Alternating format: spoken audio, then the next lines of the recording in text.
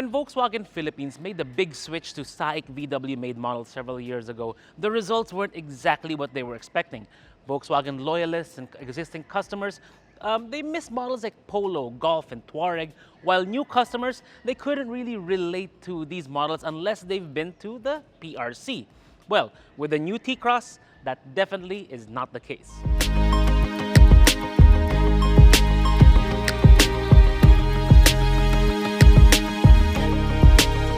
The T-Cross is part of the new generation of compact crossovers from Volkswagen, and it came just in time too because our market is getting served with a lot of really good-looking and attractively priced crossovers. And it's very important for VW to be able to compete in that arena.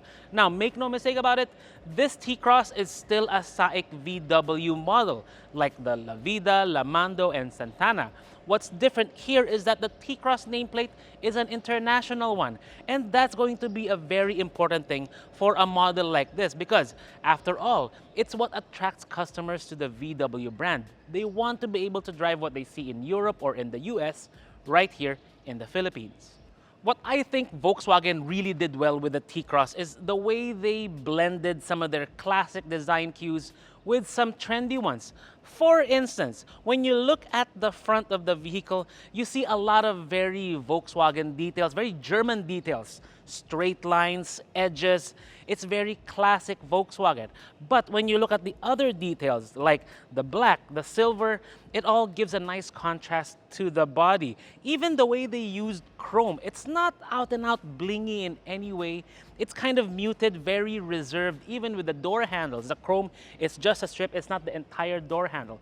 So overall, I like the look, the impression that this T-Cross gives, even with the color. I mean, it even matches my watch. And also with the details like the wheels, these are 17-inch wheels. It has the roof rails and even a panoramic glass roof. So yeah, it's a really striking and really good looking package. But I think the best part about the T-Cross is the back. I think Volkswagen was really spot on with the back of the T-Cross because, I mean, look at it. The lower bumper, the black spoiler, the black shark's fin, and even the T-Cross emblem neatly and cleanly spelled out right there. But what I think really brought the design of the back to the fore is, of course, this piece right here. It's a nice continuous black piece. It just looks really good with the red in there and the reflector here. So yeah, VW did a really good job with the back of the T-Cross. Now, when we look at the cargo area, it's not that big to be expected of a vehicle of this size. When the rear seats are upright, your space is about 40 inches wide, 26 inches deep. When you fold down those rear seats, it goes up to 56 inches. So keep that in mind when you put stuff in your T-Cross. Also, another thing, the rear seats do not fold flat like some of the other models. So if you're gonna get something in there, do account for that.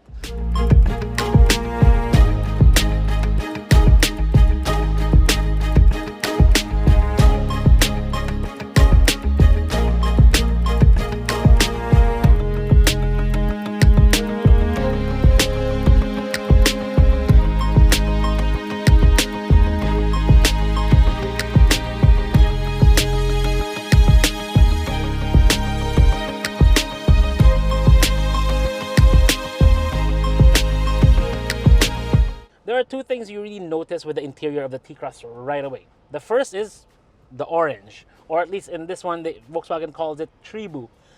This panel, the accent panel, the color panel, it looks really good and it matches the aesthetic of the vehicle right away. It sets the tone that this is a much younger vehicle, like what they did with the now no longer in production new generation Beetle. And it's color coordinated with the body of the vehicle, which is always a good thing. The second thing you notice, the panoramic glass roof.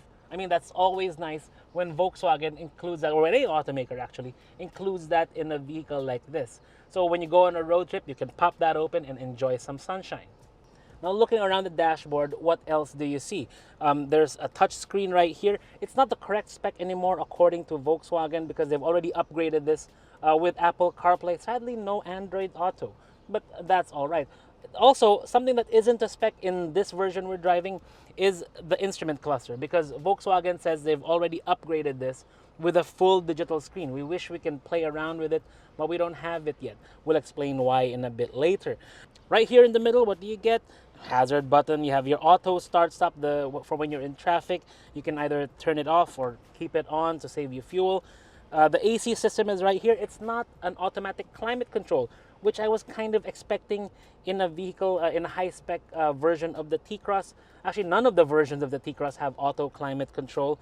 So this is still a rotary-style AC panel. It has 4 settings, 1, 2, 3, 4. When you get to the 3, it gets a little bit loud, but again, that's normally the case for most AC systems. For the vents, you got 1, 2, 3, 4, and then 2 more vents in the back. So that those in the rear would feel the coolness of their vehicle as well. For USB charging, you have 1 here, and then you have a USB-C port there. There's also a 12-volt outlet here, so you can plug in your adapter. For those in the back, there is a USB-C port there, which is always a good thing. That means they can charge as well, especially for those of you that prefer USB-C to USB-C, or if you have a Lightning, you can plug into there. For the main driving controls, the ignition button is right there, along with your shifter right here, PRND, and then you have the sport mode to the right, the manual mode. So when you put it into that gate, it goes into sport mode. You push to shift up, pull to shift down. I wish it was reversed, but it is what it is. Handbrake here. For cup holders, there are 2 cup holders here. They're octagonal. So you can put it there, but it's a bit bigger here in the back, smaller here in the front. For your phone, you can put it in a variety of areas. There's a tray actually right up here on top, which is good if you want to use that. There's a little pocket here, but my phone's a bit too big for it. You can put it here as well in a little pocket there, or on the tray right here. Unfortunately, there's no wireless charging in this version of the T-Cross or any T-Cross. So the steering wheel of the T-Cross, it's a D-cut, meaning flat bottom, which I like. You have cruise control buttons on the left. You have the controls for the multi-info display here on the right. But this is no longer to spec because they've already upgraded this for the correct spec of the T-Cross. Audio controls all around, volume on the left, chapter track on the right. The lighting controls of this, of course, is European style. So it's a knob right here near the driver's knee. So keep that in mind. If you've been in a Ford Focus, it's going to be very, very similar, or a Mercedes or even a BMW, I think. Or actually, no, sorry. The BMWs now use buttons here on the left side. But nevertheless, it's a nice cockpit area. Let's take a look at what's in the engine bay and see what powers the T-Cross. I would love to tell you that this is a 1.4 TSI, but it's not. It's a 1.5 MPI. So it's a 4-cylinder engine, naturally aspirated. You can tell it's naturally aspirated by following the filter, the hose there. It goes straight to the engine. There's no complicated routing towards a turbocharger or to an intercooler. You can tell it's a 4-cylinder by looking at the coil packs, 1, 2, 3, and 4. So in terms of power, it's not that high. It's 113 horsepower and 140 Newton meters of torque. That's what this vehicle is rated for. It doesn't come with a DSG or a DCT or a CVT. This is a 6-speed automatic, and it's purely front-wheel drive. What else can we say from the engine bay? Not much really. Electronic power steering. I can see the ABS control unit over there. ECU right here. And I've never seen a grounding block that looks like this. Pretty cool.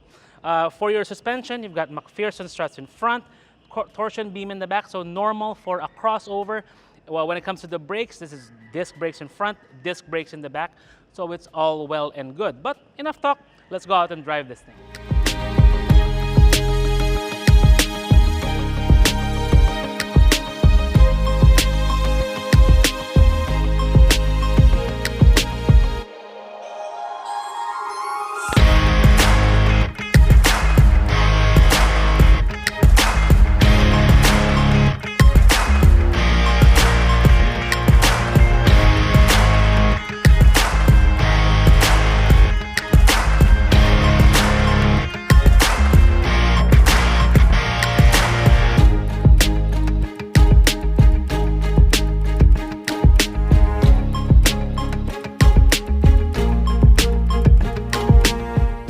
I've been driving the T-Cross for a few days now, and so far I'm really liking it. I mean, I like the style, I like the interior. The features are actually quite good, even though the AC can be a bit loud when you put it onto 3, because there are only 4 settings, 1, 2, 3, 4. And then at 3 it's already pretty loud, so what more at 4? I mean, that's 4 right there. You can barely hear me. But sunroof I really like. Seats I like. It's pretty comfortable. It rides over the bumps pretty nicely for such a short wheelbase car. I mean, short wheelbase cars are not really known for being smooth over rougher roads, but I have to say this one is okay. And even if you forget to go slowly for a speed bump, this is actually quite all right. What is that guy doing in the middle of the road in a uni motorcycle? I'm not sure what you call that. One thing I learned about driving the T-Cross and having to give this spiel is I have to avoid saying the name of the brand, because if I do, the audio system responds like, "Hey Volkswagen." See? So I have to kind of avoid saying Volkswagen, because this would respond and then it would kind of ruin my flow. But nevertheless, the audio system, the audio quality through the speakers is really good. It's quite intuitive. It even senses when I put my hand close to it, the buttons light up on the screen. And I actually quite like that. But the audio system is actually not to spec anymore, because they've already upgraded it for the new model year. I mean, we've been asking Volkswagen for, yeah, there you go again. We've been asking the company to drive this car for quite a while now. And it took a while because of all the restrictions and stuff. So right now, this vehicle is not the full spec one. The audio system is different. The gauge cluster is different. But the base is still the same. The engines are going to be the same. So a lot of the things I find here are going to translate to whatever vehicle you get out of a Volkswagen Philippines showroom. Finally, it didn't activate. If you're looking at the T-Cross as an urban commuter, something you would drive to and from the office, I think it would fill that role very well, because actually that's what I'm doing right now. I'm driving from the house to the office. And I think the T-Cross does it very, very well. It's comfortable. It's quiet. I mean, quiet, reasonably quiet, because we can't expect luxury levels of quiet yet. So it won't be able to manage the really loud jeepneys and really loud motorcycles and trucks. So don't expect that. But what you can expect from this one is fuel economy. Because so far in my drive, I've been getting around 9.0 kilometers per liter to around 9.2. And it can go up even more if I keep the auto start stop on all the time. Because, well, in kind of EDSA traffic, I turn it off because it disturbs my driving flow. So I prefer to keep it off then, but for stoplight to stoplight traffic, I just keep it on, and it works really well. The other question I have with the T-Cross is whether it can be a fun car when the road opens up. I mean, the steering is nice, the handling is actually quite all right, but what I think they can improve on is the engine. I mean, I was not expecting a really fun, sprightly vehicle with a T-Cross, and I was proven right, because when you step on the gas, it takes a while before it actually accelerates. Like when you step on the gas and then the engine and transmission says, "Oh, are you sure you want to go fast? Okay, now." You know, it takes a little bit of a while for it to get up to speed. So, like right now, I'm full throttle. Yeah, it takes a while to respond. So you have to factor that in, especially when you're overtaking on provincial highways. You have to time it right with the Volkswagen T-Cross, because the torque comes in fairly high, I think 3,900 RPM. So down low, it doesn't feel like there's much already. So keep that in mind when you're overtaking with this vehicle.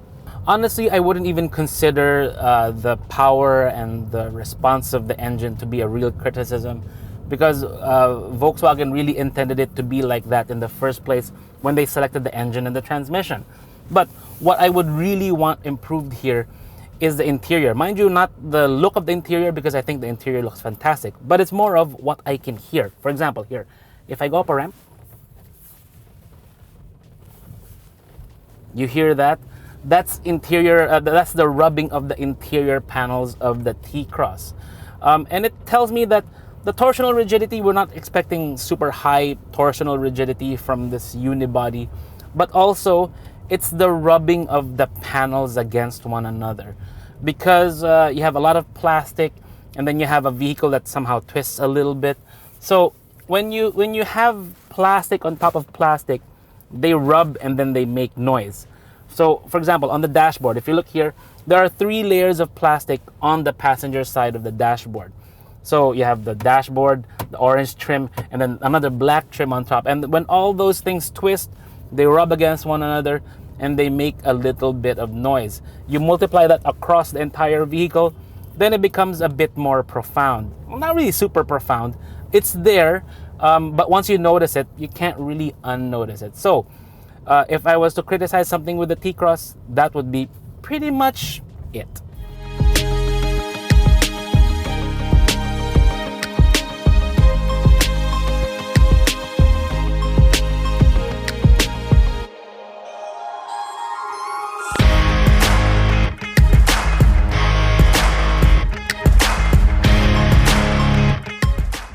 The Volkswagen T-Cross, I think, is the step in the right direction that Volkswagen Philippines has really needed in the last couple of years since they made the big switch to saic-VW models. And from what I hear, they're even looking at expanding the model range to include more variants, including a turbo for customers that want a little bit more power. Now, the high-spec T-Cross retails for $1,250,000, but that's not this one, because this one does not have the aid system and the digital instrument cluster. But from what I also understand is that Volkswagen Philippines can't seem to hold on to those units for too long because customers are snapping them up right away. They can't even activate one for us to test drive. So we have to drive this one for now, but it's pretty much the same as the new model anyway. Now, do I think it's perfect? Well, not really. But I think the things they need to work on here are just minor adjustments they need to make the vehicle even better. Overall, I have enjoyed my time with the Volkswagen T-Cross. I dig the look, I dig the interior and the features. I just wish it had a sunglass holder because when the light strikes it inside, well, it's kind of really, really bright and there's no place to put my sunglasses. This is Vince of AutoIndustriya.com. Thank you for watching. Don't forget to tap that like button and subscribe to our YouTube channel. And follow us on Facebook, Instagram, and Twitter. TikTok will have to wait.